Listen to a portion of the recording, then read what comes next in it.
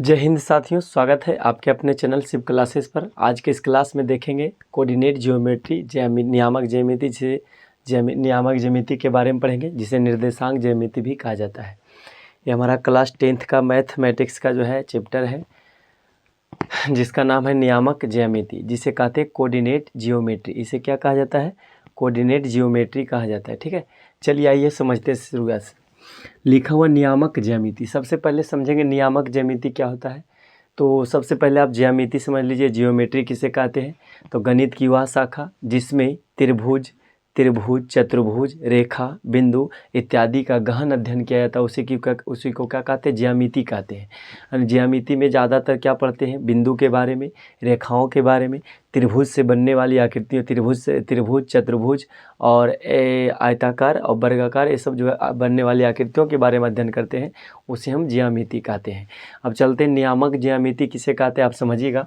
नियामक ज्यामिति लिखे हैं कि गणित की वह शाखा है, नियामक ज्यामिति बताइएगा, गणित की वह शाखा है जिसमें एक तल के किसी बिंदु की स्थिति को दो स्वतंत्र वास्तविक संख्याओं की सहायता से दर्शाई जाती है, उसी को क्या कहते हैं? वो ये संख्याएं उस बिंदु के लिए नियामक कहलाता है। उसी को निर्देशांक भी कहते हैं, या तो फिर क्या कहेंगे? नियामक कहेंगे। जैसे हम देखिए, कहता है गणित की वह शाखा जिसमें एक तल, हम मान लिए कि एक सतह है, ये हमारा क्या एक सतह है, इसमें से एक तल को बांट दिए हम। एक तल को जो बांट दिए हैं, बांटने के बाद मान लीजिए हम ऐसे करके बांट दिए, ठीक है, इस तल में इस तरह से बांट दिए, एक बिंदु को दर्शा दिए हैं।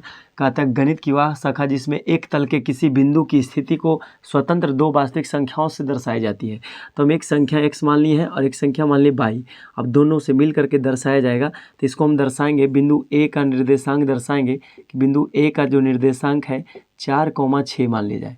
तो 4 से 6 दर्शाए हैं, तो एक बिंदु को दर्शाए हैं, तो दो संख्याओं के माध्यम से दर्शाए हैं। एक हमारा x अक्ष का राशि है, एक y अक्ष का है, दोनों संख्याएं मिल करके दर्शाया गया है। क्या चीज़ है? 4 और 6 है। इसी को क्या कहते हैं? नियामक कहते हैं। इसी को क्या कहते हैं? नियामक या तो निर्देशांक कहते हैं। नियामक क्या कहेंगे? निर्देशांक कहेंगे।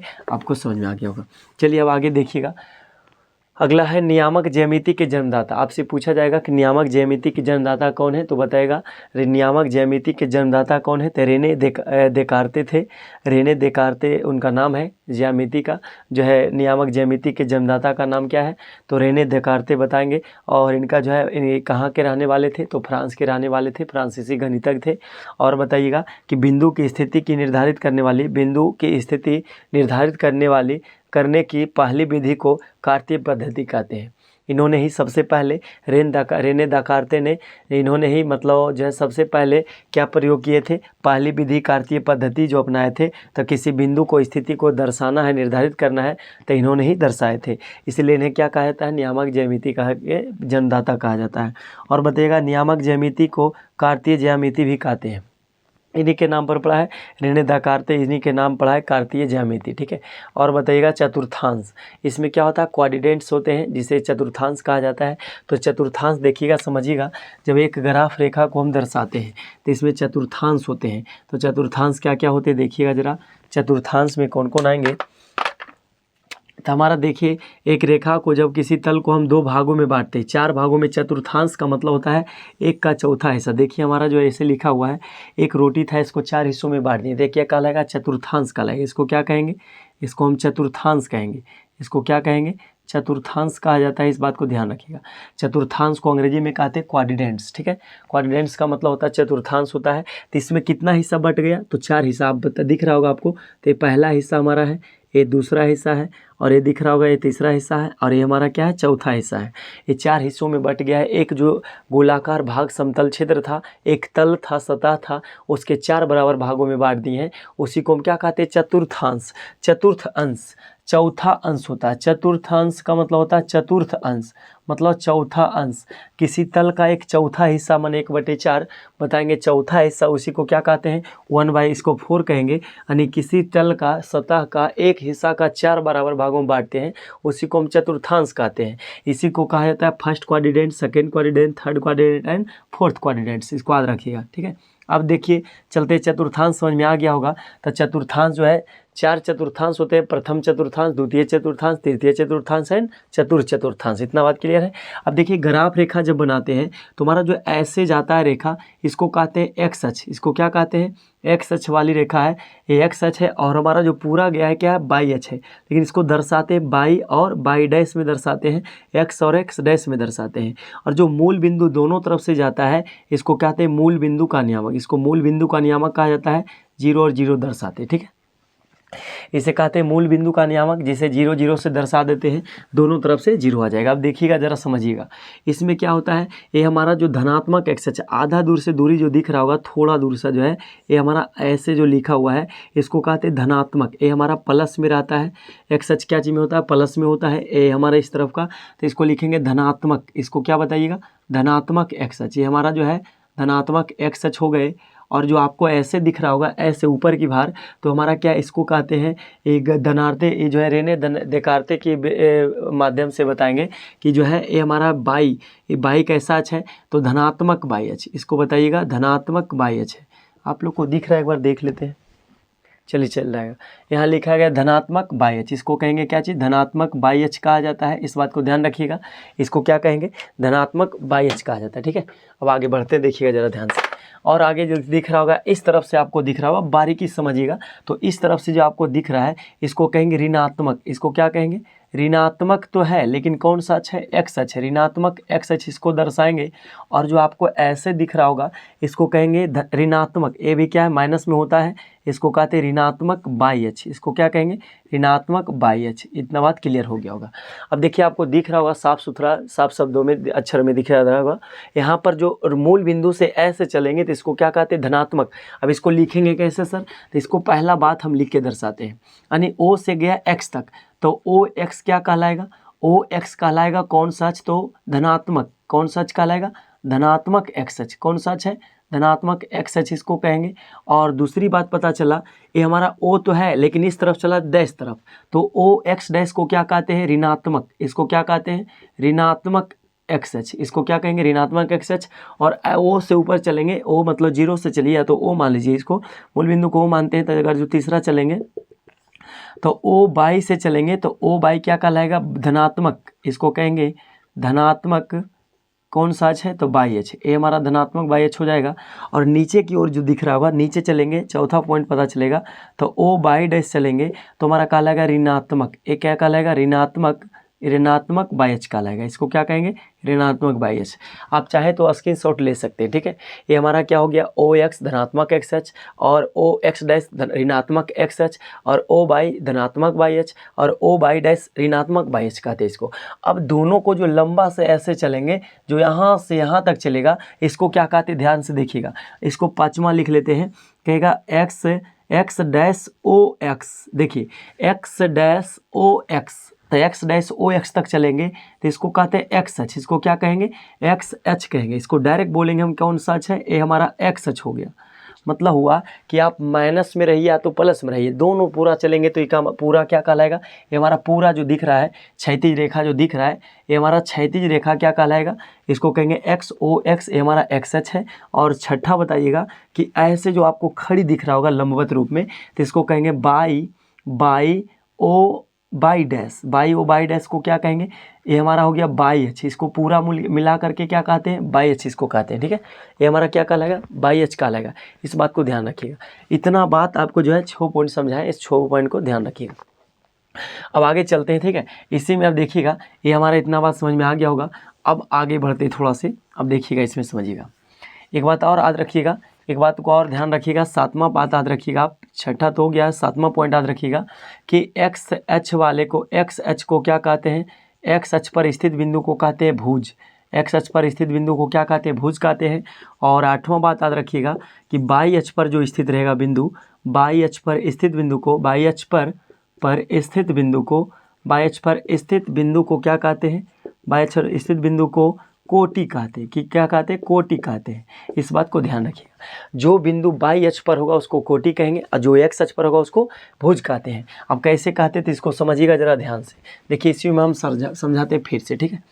हम देखिए ग्राफ बना लेते हैं। और इस ग्राफ में क्या है, अब इधर चलेंगे तो x हमारा हो गया, इस तरफ चलेंगे तो x डैश हो गया, y और y डैश हो गया, ठीक है। अब हमारा मूल बिंदु का नियामक 0 मान लेते हैं। अब ऐसे चलेंगे तो हमारा प्लस में होगा 1 2 3 4, अगला इधर चलेंगे तो -1 -2 -3 और चलेंगे तो -4 हो जाएंगे, ये हमारा x डैश है। और ऊपर की ओर चलेंगे तो ऊपर की ओर चलेंगे तो 1 हो जाएगा, 2 हो जाएगा, 3 हमारा, ये हमारा 4 हो गया, ये हमारा y है। और नीचे चलेंगे तो -1 -2 -3 एंड -4। अब इतना बात समझ में आ रहा होगा। अब देखिए अगर जो हम दर्शाना चाहेंगे, यदि हम दर्शाना चाहेंगे ऐसे, तो यदि हम मान लिया जाए 3 को अगर जो डॉट डॉट से मिला लेते हैं, 3 को जो है 4 एक्स अक्ष के 4 बिंदु से मिला लेते हैं, तो हमारा दोनों आकर के कहाँ मिल गए, यहाँ। तो जहाँ मिलता है वो नियामक कहलाता है, निर्देशांक कहलाता है। और इसको मान लेते हैं कि कितना पर कटा है, तो पहला 4 लिखेंगे, एक्स अक्ष वाला पहले के लिखेंगे, उसके बाद वाई अक्ष वाले के लिखेंगे 3। तो सबसे पहले लिखा जाता है एक्स अक्ष वाले स्थित बिंदु को लिखा जाता है, उसके बाद वाई अक्ष वाले को लिखा जाता है। तो इसमें देखिए 4 और 3 आया है, इसमें जो जिक्र हुआ है 4 कोमा कितना है, 3 है। तो 4 कोमा 3 जो है, तो इसमें 4 आपको दिख रहा होगा, इसको कहेंगे भुज, 4 को क्या कहेंगे, भुज कहेंगे। और जो आपको 3 दिख रहा है, 3 को क्या कहेंगे, कोटि कहेंगे। इसको क्या कहिएगा, कोटि। क्यों सर, क्योंकि देखिए ये हमारा जो 4 है कहाँ स्थित है, एक्स अक्ष पर स्थित है। तो एक्स अक्ष पर स्थित बिंदु को क्या कहते हैं, भुज कहते हैं। एक्स अक्ष पर जो स्थित रहेगा उसको क्या कहते हैं, भुज कहते हैं। और वाई अक्ष पर स्थित बिंदु को कहते हैं कोटि। तो देखिए 3 जो हमारे यहाँ लिखा हुआ है, 3 वाई अक्ष पर स्थित है, तो इसको क्या कहेंगे, कोटि कहेंगे। उम्मीद करते हैं इतना बात समझ में आ गया होगा, उम्मीद करते हैं इतना बात समझ में आया होगा। एक बार स्क्रीनशॉट लेना चाहते हैं तो स्क्रीनशॉट लेकर के और कॉपी में नोट कर लीजिएगा। चलिए उम्मीद है हो गया होगा। अब आगे बढ़ते हैं। अब ज़रा ध्यान से समझते जाइएगा, जितना बारीकी से हम समझाते जा रहे हैं मैथ यूँ बन जाएगा और यूँ चिटकियों में ख़त्म हो जाएगा। फॉर्मूला कैसे बनते हैं वो भी समझिएगा। अब इसमें देखिए और चलते हैं। अब हमारा जो चतुर्थांश समझा दिए, तो एक बात और समझाते हैं। ये हमारा x हो गया और हमारा x डैश हो गया, ये हमारा y हो गया और y डैश हो गया। जितना बात था इसके पहले हम समझा दिए। अब देखिए यहाँ पर लिखा हुआ है, ये हमारा मूल बिंदु का नियामक, वो मान लेते हैं। ये हमारा पहला चतुर्थांश कहलाएगा, ये हमारा सेकेंड चतुर्थांश है, ये हमारा थर्ड चतुर्थांश है और ये हमारा फोर्थ चतुर्थांश है, ठीक है। अब देखिए हमारा क्या होता है, इसमें समझिएगा। सबसे पहले हम उस बात की चर्चा करते हैं, सबसे पहले एक्स अक्ष पर स्थित बिंदु की चर्चा करते हैं, ठीक है। तो अब देखिए हमारा जो है एक्स अक्ष को क्षैतिज रेखा भी कहा जाता है और वाई अक्ष को उदग्र रेखा कहते हैं। इसको देखिएगा, अब हमारा जो एक्स अक्ष पर स्थित है, तो ये हमारा पूरा क्या चीज़ में जाएगा, प्लस में जाएगा, पॉजिटिव में। इधर चलेंगे तो क्या हो जाएगा, नेगेटिव में हो जाएगा। ऊपर की ओर चलेंगे वाई अक्ष में तो प्लस हो जाएंगे, नीचे की ओर चलेंगे तो माइनस में जाएगा। कितना बात बता दिए हैं। अब देखिए हमारा यदि इस चतुर्थांश की बात करेगा, हमें इसमें दर्शाना है। अब दर्शाना है तो पहला चतुर्थांश क्या होगा, देखिएगा। तो पहला एक्स अक्ष वाला दर्शाएंगे तो क्या आ जाएगा, प्लस आ जाएगा। और वाई अक्ष वाला दर्शाएंगे तो फिर क्या आ जाएगा, प्लस आएगा। तो पहला फर्स्ट क्वाड्रेंट में होता है प्लस प्लस, ठीक है। ऑल पॉजिटिव, ऑल पॉजिटिव किस में होता है, फर्स्ट क्वाड्रेंट ऑल पॉजिटिव, मतलब सभी क्या होते हैं, प्लस में होते हैं। और देखिए सेकंड जो है चलते हैं, सेकंड चतुर्थांश में चलेंगे, सेकंड क्वाड्रेंट में चलते हैं। तो एंड सेकंड क्वाड्रेंट में हमारा पहले एक्स अक्ष चलेगा। तो एक्स अक्ष पहले क्या है, तो एक्स अक्ष वाला पहले माइनस है, उसके बाद वाई अक्ष वाला क्या है सर, तो प्लस है। तो एक हो गया माइनस प्लस, ठीक है। सेकंड क्वाड्रेंट में बताएंगे minus plus, second quadrant minus plus और बताएंगे। और फर्स्ट क्वाड्रेंट ऑल पॉजिटिव, मतलब सभी प्लस होंगे।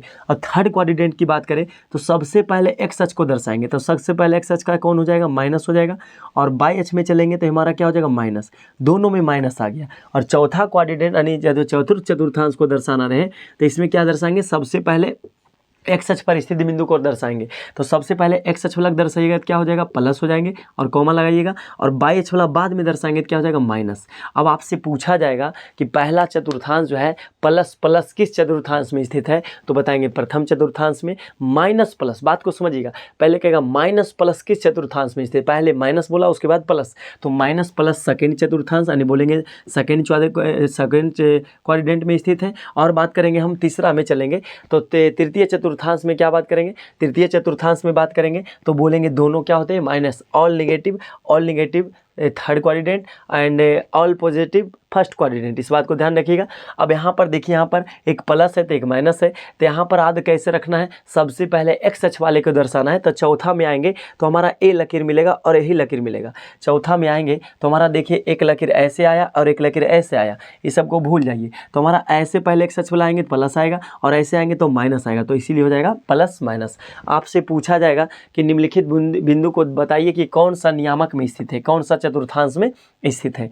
आपसे देखिए पहला सवाल पूछा जाएगा कि बताइए बिंदु ए का निर्देशांक जो है 4, किस चतुर्थांश में स्थित है। सवाल कहेगा किस चतुर्थांश में स्थित है। अब इसका जवाब देना होगा, किस चतुर्थांश में स्थित है। आप सवाल समझ लीजिए शॉर्ट में।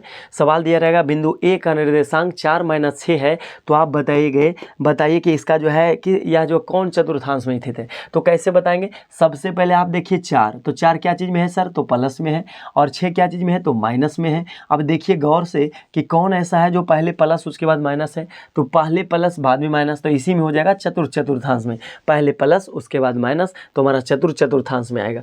और यदि आपसे सवाल किया जाएगा, आपसे सवाल कर दिया जाए, सवाल आपसे कर दिया जाए कि -6 और -3, अगर जो -6 और 3 कहा जाए तो -6 और 3 किस चतुर्थांश में स्थित होंगे। तो सबसे पहले आपको क्या दिया गया है, माइनस, और बाद में क्या दिया गया है, कुछ नहीं तो प्लस। अब देखिए माइनस और प्लस कहाँ पर है, तो माइनस हमारा यहाँ और प्लस कहाँ, यहाँ है। तो हमारा कौन सा चतुर्थांश हो जाएगा, इसको लिखेंगे सेकेंड कोऑर्डिनेट। ये हमारा हो गया द्वितीय चतुर्थांश में स्थित है। ठीक है, इसको प्रथम पाद, द्वितीय पाद और तृतीय पाद भी बोला जाता है। ठीक है, अब यहाँ देखिएगा, यदि दिया रहे, अब दिया रहे 4,0, 4,0 कहेगा किस चतुर्थांश में स्थित है। अब देखिए 4 है तो 4,0, तो 4 हमारा जाएगा एक्स अक्ष पर जाएगा, और 0 भी तो यहीं, तो हमारा कोई इसमें चतुर्थांश नहीं आएगा जब तक दोनों बिंदु नहीं दर्शाया जाएगा। तो जब 0 आ गया है तो ये कौन सा चतुर्थांश में स्थित है, तो इसको बताएंगे एक्स अक्ष पर स्थित है। कौन सा अक्ष पर, तो एक्स अक्ष पर स्थित बिंदु को इसको दर्शा देंगे। इतना बात क्लियर है, इस बात को आप समझ गए होंगे। इतना बात आप समझ गए हैं तो आसान लगेगा बनाने में। अब देखिए, अब सवाल आपसे पूछा जाएगा, कुछ सवाल हम आपको समझाने का प्रयास करते हैं। देखिएगा सवाल जरा, क्या सवाल रह सकते हैं आपसे पूछा जाएगा।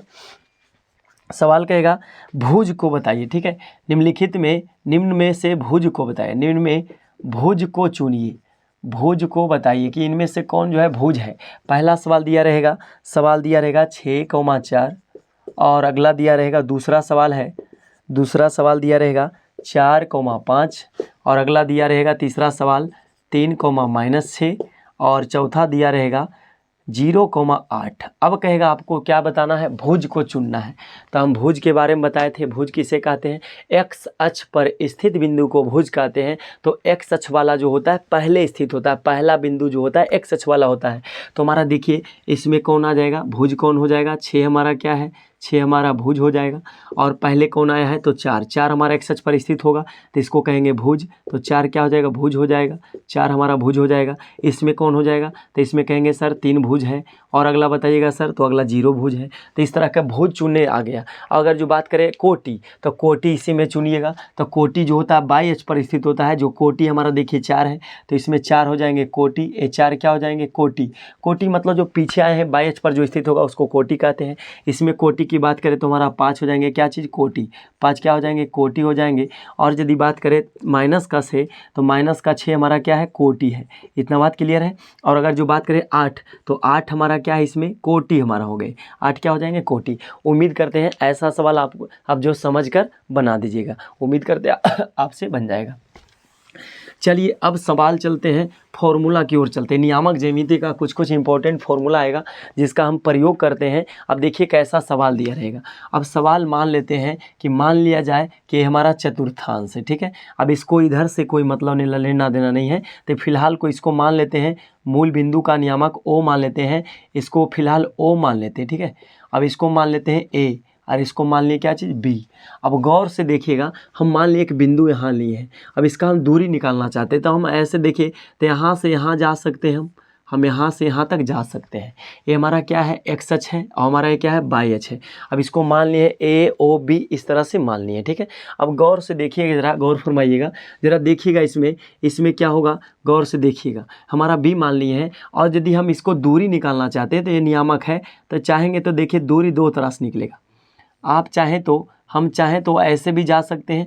यदि कहा जाए हमसे क्या कहा जाए, कहेगा कि आप इस बिंदु की दूरी बताइए, हमारा पी बिंदु है, कहेगा पी बिंदु की दूरी बताइए कि कितनी है, मूल बिंदु से P बिंदु की दूरी कितनी है। तो इसके लिए फॉर्मूला क्या बनेगा देखिएगा, यदि हम चाहें तो ऐसे जाएंगे और यहाँ पहुँच जाएंगे, चाहे तो हम ऐसे भी दूरी तय कर सकते हैं और ऐसे भी चल जाएंगे। तो सभी लोग चाहते हैं कि शॉर्ट दूरी तय करना, तो हम क्या करेंगे, यहाँ से यहाँ तक जाने में क्यों ऐसे घूम कर जाएंगे, हम सीधा ऐसे चले जाएंगे। तो एक हमारा त्रिभुज बन जाएगा, क्या बन जाएगा, त्रिभुज बन जाएगा। और यदि हमारा ऐसे दो एक्स अक्ष है तो इसको एक्स मान लीजिए, और यदि ऐसे बाई अक्ष है तो इसको क्या मान लीजिए, बाई मान लीजिए। मानने को कुछ भी मान सकते हैं आप, जो भी मानना है मान लीजिए। अब इसमें हम निकालना चाहते हैं कि मूल बिंदु से, अब पहला फॉर्मूला हम ज्ञात करेंगे कि मूल बिंदु से किसी भी बिंदु की क्या निकालना चाहते हैं, हम दूरी निकालना चाहते हैं, डिस्टेंस फॉर्मूला निकालना चाहते हैं। लेकिन कहाँ से, मूल बिंदु से।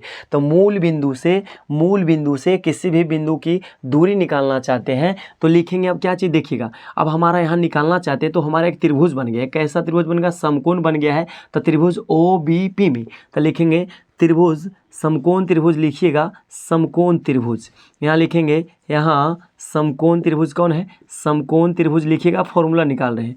समकोण त्रिभुज OBP में चलेंगे, OBP की बात करें, OBP में चलेंगे तो हमारा एंगल B क्या है, एंगल B है, समकोण है, 90 डिग्री है। और क्या दिया है सर, तो BP दिया हुआ है, BP कितना है, तो BP या तो PB बोलिए, तो बाई दिया हुआ है। और OB कितना है, तो OB हमारा कितना है, x है, इतना मान ली है। अब हमें चाहिए क्या चीज़, दूरी चाहिए। तो दूरी का मतलब क्या है, आपको दिख रहा होगा। यदि इसको हम मिटा देते, फिलहाल देखिएगा, यदि इसको हम मिटा दें तो एक समकोण त्रिभुज की भांति आपको दिख रहा होगा। ये समकोण त्रिभुज का क्या है, कर्ण है, ये क्या है, कर्ण है। और जो जबकि हम निकालना चाहते हैं दूरी, तो दूरी निकालना चाहेंगे, लेकिन है क्या चीज़, कर्ण है। तो यदि कर्ण है तो इसको हम क्या मानेंगे, कर्ण। तो कर्ण बराबर लिखेंगे, कर्ण को क्या लिखिएगा, OP बराबर अंडर रूट हो जाएंगे, अंडर रूट, कर्ण बराबर होता है अंडर रूट लंब स्क्वायर प्लस आधार स्क्वायर, अंडर रूट लंब स्क्वायर प्लस आधार स्क्वायर। तो यदि हम पहले आधार को ले ले तो हमारा OP बराबर हो जाएगा OB का स्क्वायर प्लस अंडर रूट में हो जाएगा लंब का स्क्वायर, आधार स्क्वायर प्लस लंब का स्क्वायर। आधार का नाम क्या है, BP, इसको मान लेते हैं BP का स्क्वायर, ये हमारा लंब हो गया। अब देखिए इसको और बैठा लें, अंडर रूट चलेंगे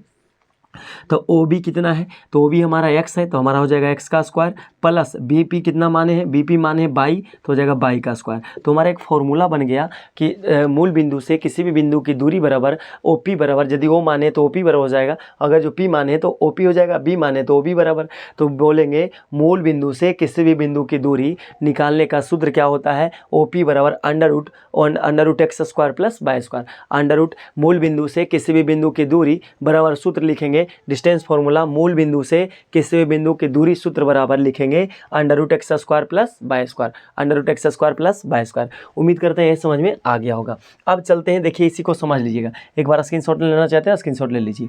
चलिए अब आगे बढ़ते हैं। अब देखिए अभी हम यहाँ तक फॉर्मूला को जो है, अब ध्यान से समझिएगा, एक फॉर्मूला और निकालते हैं आपको, उसके बाद फिर हम इसको लगाना सिखाएंगे।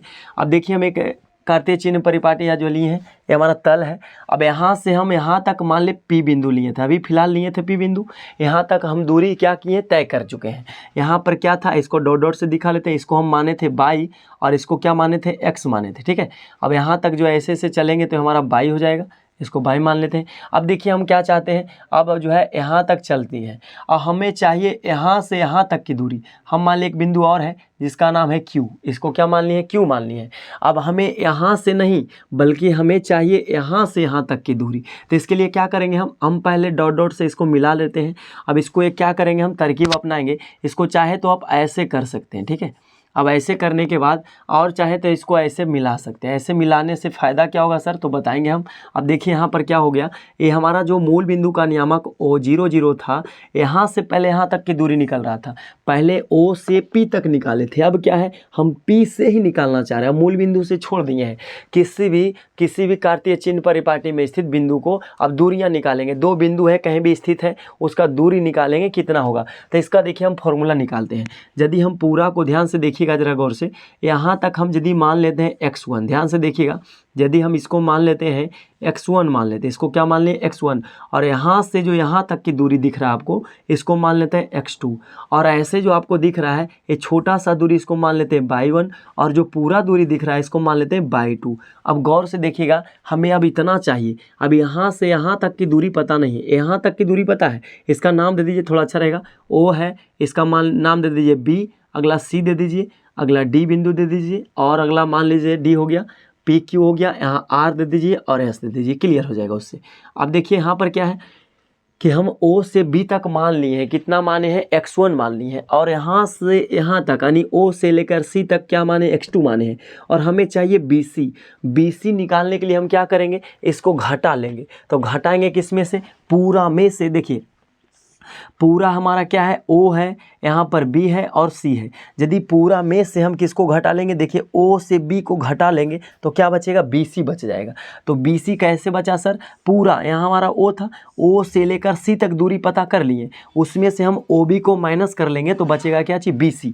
तो वही बात यहाँ करेंगे हम क्या करेंगे, x2 जो लिखा गया है यहाँ पर क्या करेंगे, x2 में से जब x1 को घटा देंगे तो क्या आ जाएगा, BC आ जाएगा। तो यहाँ लिखेंगे x2 माइनस x1, तो हमारा क्या बच जाएंगे, BC आ गया दूरी। यही बात आयत बन रहा है, तो आयत के आमने सामने की भुजा क्या होती है, बराबर होती है। तो हमारा यहाँ भी क्या हो जाएगा, यहाँ पर हो जाएगा, इसको कहते हैं y1, तो यहाँ भी y1 हो जाएगा, इसके सामने भी y1 हो जाएगा, इसके सामने क्या हो जाएगा, x2 माइनस x1 हो जाएंगे। अब आगे चलते हैं, यहाँ पर जब y1 माने हैं, इसको पूरा को y2 माने हैं, तो अगला हमारा जो छोटा दिख रहा है क्या बन जाएगा, ये हो जाएगा y2 माइनस y1।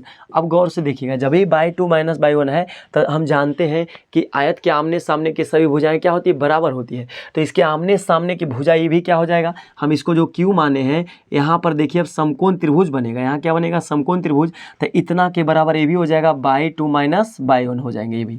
अब देखिए हमें चाहिए क्या चीज़, हमें चाहिए दूरी सूत्र चाहिए, क्या चाहिए, PQ चाहिए हमें। तो PQ लिखते हैं हम यहाँ पर, PQ बराबर लिख देते हैं, PQ बराबर अंडर रूट चलेगा। PQ क्या है, अब देखिए समकोण त्रिभुज की बात करें, PQD में, PDQ में चलते हैं, समकोण त्रिभुज यहाँ लिख लीजिएगा, यहाँ समकोण त्रिभुज, यहाँ समकोण त्रिभुज, समकोण त्रिभुज कौन, PDQ में, PDQ में, PDQ की बात करें, PDQ में चलेंगे तो हमारा देखिए लंब हमारा है, ये आधार है, और ये हमारा क्या है, कर्ण है। तो हमें कर्ण ही तो चाहिए, दूरी क्या है, कर्ण निकालना है। तो कर्ण बराबर रूल लगाएंगे, तो कर्ण को क्या नाम देंगे, PQ, कर्ण को नाम देंगे PQ बराबर अंडर रूट हो जाएगा, अंडर रूट क्या हो जाएंगे, लंब का स्क्वायर प्लस आधार का स्क्वायर, या तो फिर लंब का स्क्वायर प्लस आधार का स्क्वायर, या तो आधार का स्क्वायर प्लस लंब का स्क्वायर। तो अंडर रूट आधार का स्क्वायर, आधार का नाम क्या देते हैं, DP या तो PD, तो हो जाएगा PD का स्क्वायर प्लस, अब यहाँ हो जाएगा क्या चीज़, DQ का स्क्वायर, DQ का स्क्वायर। अब अंडर रूट लिखिएगा, तो देखिए P से D तक दूरी कितना है, P से हमारा D यहाँ दिख रहा होगा, तो P से D क्या है, x2 माइनस x1 है, इसका क्या लिख देंगे, होल स्क्वायर प्लस, और अगर जो D से Q की बात करें तो D से Q तक हमारा क्या है, y2 माइनस y1 है, तो इसको लिखेंगे y2 माइनस y1 का क्या लिख देंगे, होल स्क्वायर। तो एक फॉर्मूला बन गया। अब लिखेंगे डिस्टेंस फॉर्मूला, डिस्टेंस फार्मूला क्या बना, तो डिस्टेंस फार्मूला PQ बराबर लिखेंगे, यानी यदि दो बिंदु P और Q हो तो उनके बीच की दूरी PQ बराबर हो जाएंगे under root x2 minus x1 का whole square plus y2 minus y1 का whole square, under root x2 minus x1 का whole square plus y2 minus y1 का होल स्क्वायर। ये हमारा फॉर्मूला बन गया, ये बेसिक फार्मूला था। और यदि आप चाहें तो यहाँ पर उल्टा पुल्टा भी कर सकते हैं, यदि आप चाहें तो ऐसे भी लिख सकते हैं। देखिएगा जरा ध्यान से, यदि हम P से Q चल रहे हैं तो PQ और अंडर रूट लिखे हैं x1 माइनस x2, यहाँ पर x2 जो लिखा हुआ है यहाँ पर आप x1 भी कर सकते हैं, x1 माइनस x2 का होल स्क्वायर प्लस, अब यहाँ दिख रहा है आपको, यहाँ लिखा हुआ y2, तो आप इसको ऐसे भी लिख सकते हैं y1 माइनस y2 का होल स्क्वायर। इस तरह से अब देखिए इसका प्रयोग कैसे करते हैं, अब समझाते हैं, एक सवाल लेते हैं, ठीक है।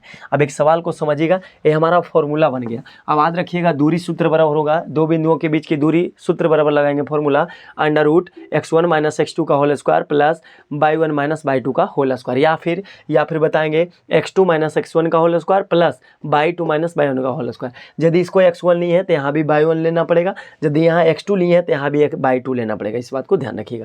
अब सवाल देखिए, अब आपको दिखाते हैं कि इसका प्रयोग कैसे करेंगे सर। तो देखिए इसका प्रयोग कहाँ होता है, आपको सवाल दिया जाएगा, सवाल देखिए दिया जाएगा, कहेगा दो बिंदुओं की, प्रश्न है, सवाल क्या दिया रहेगा देखिएगा, कहता है दो बिंदुओं की बीच की दूरी बताइए, बीच की दूरी ज्ञात कीजिए, दूरी बताएं। अब देखिए कैसे सवाल दिए रहेंगे, पहला सवाल दिया हुआ है हमारा, अब दिया रहेगा 3,4 3,4 और दिया हुआ है, अगला नियामक दिया है 8,12, 8,12। अब देखिए दो बिंदु दिया है, अब कहता है इन दो बिंदुओं के क्या बीच की दूरी बताइए। तो हम क्या किए, देखिए यहाँ पर मान लेते हैं, अरे कैसे बिंदु मान लेते हैं, अभी जो लिखे थे इसको मान लिए P, इसको क्या मान लिए Q। अब इसका नियामक क्या दिया है 3,4, तो इसको लिख देंगे 3,4 और इसका नियामक क्या दिया है 8,12, तो यहाँ लिख देंगे 8,12, आपको दिख रहा होगा। अब देखिए यहाँ पर लगाएंगे दूरी सूत्र का प्रयोग करेंगे, अब लिखेंगे अब दूरी सूत्र से, अब दूरी सूत्र से यानी डिस्टेंस फॉर्मूला से प्रयोग करेंगे, तो अब दूरी सूत्र से लगाएंगे P से Q है तो हमारा PQ बिंदु हो जाएगा। PQ बराबर अंडर रूट क्या बताए थे, अंडर रूट हो जाएगा x1 माइनस x2 का whole square plus y1 minus y2 का होल स्क्वायर। आप उल्टा भी लिख सकते हैं, चाहे तो आप ऐसे भी लिख दीजिएगा, इसको ऐसे भी लिख सकते हैं x2 माइनस x1 का होल स्क्वायर, बात उतना ही रह जाता है, प्लस y2, यहाँ 2 लिए हैं तो यहाँ भी 2, y2 माइनस y1 का होल स्क्वायर। अब इसको देखिएगा कैसे बनाएंगे, तो इसको मान लीजिए आप x1, इसको मान लीजिए y1, अगला को मान लीजिए x2, अगला को मान लीजिए y2, बस इतना ही करना है। अब रूल में कहता है x1 अंडर रूट x1, तो x2 कहता है, x2 कौन है, तो x2 देखिएगा 8 है, 8 में से कौन घटाएंगे 3, तो लिखेंगे 8 माइनस 3 का होल स्क्वायर और प्लस y2 किसको माने, y2 माने 12 को, तो यहाँ हो जाएगा 12 का माइनस 12 माइनस कौन घट जाएंगे 4, 1 y2 माइनस y1, 1 का मान कितना माने 4, इसको घटा कर क्या लिख देंगे होल स्क्वायर बराबर अंडर रूट चलेंगे। अब देखिएगा गौर से, इसमें क्या हो जाएंगे, अब यहाँ पर जो 8 में से 3 गए हो कितना बचेगा 5, 5 का स्क्वायर हो जाएगा प्लस, अब यहाँ पर 12 में से 4 गया तो कितना बचेगा 8 का क्या हो जाएगा स्क्वायर आ जाएगा, अंडर रूट लिखेंगे तो हमारा 5 पचे कितना हो जाएगा 25 और प्लस 8 कितना हो जाएगा 64, 25 प्लस 64। अब अंडर रूट में जब चलेंगे तो 5 4 हो जाएंगे 9 और 6 2 कितना हो जाएंगे 8, अंडर रूट कितना हो जाएगा 89, और इसके बगल में हमेशा लिख दीजिएगा क्या चाहिए इकाई। अब 89 इकाई, यही हमारा क्या कहलाएगा आंसर आ गया, आंसर आ गया सर। तो एक बार फिर से देख लीजिए, कहता है दो बिंदुओं के बीच की दूरी बताइए कब, तो दो बिंदुओं के बीच की दूरी दिया रहेगा, दो नियामक दिया रहेगा, पहला का नाम 3 4, अगला 8 12 है, तो हमने मान लिया, माना कि बिंदु P का नियामक, माना कि बिंदु P का निर्देशांक 3 4 है तथा Q का निर्देशांक 8,12 है, इतना बात मान लीजिएगा। इसलिए अब दूरी सूत्र से PQ बराबर जब P और Q माने तो PQ हो जाएगा, A और B मानेंगे तो B हो जाएगा, तो PQ बराबर अंडर रूट लगाएंगे, रूल जो अभी हम समझाए थे, x2 माइनस x1 का whole square plus y2 minus y1 का होल स्क्वायर। ये हमारा सवाल फॉर्मूला का प्रयोग करते हुए बन गया। तो इसका कितना ही का है 89 का। एक सवाल और दिखाते हैं आपको, ऐसा सवाल एक सवाल और दिखा देते हैं आपको। देखिए दूरी सूत्र का ही प्रयोग करना है, दूरी सूत्र का प्रयोग करना है, नियामक दिया गया, नियामक क्या दिया है 4 5 है, 4,5 है और दिया हुआ है 6,7। अब देखिए दोनों बिंदुओं के बीच की दूरी निकालनी है, तो हम क्या किए, सबसे पहले मान लेंगे कि बिंदु P है जिसका नियामक 4,5 है, और मान लिए कि बिंदु Q है जिसका नियामक कितना है 6,7 है। इसका लिख लीजिएगा आप कि माना का बिंदु P का नियामक 4,5 तथा बिंदु Q का निर्देशांक कितना है 6,7 है। इसलिए लगाएंगे दूरी सूत्र से, इसलिए डिस्टेंस फॉर्मूला का प्रयोग करेंगे, इसलिए दूरी सूत्र से बात करेंगे तो हमारा क्या हो जाएगा, P से Q निकालना है तो PQ बराबर लिखिएगा, PQ बराबर क्या बताएं अंडर रूट। अब इसको मान लीजिए x1, इसको मान लीजिए y1, इसको मानकर चलिए x2, इसको मान लीजिए y2, जो हमारा 6 है x2 है और 7 जो है y2 मान लिए।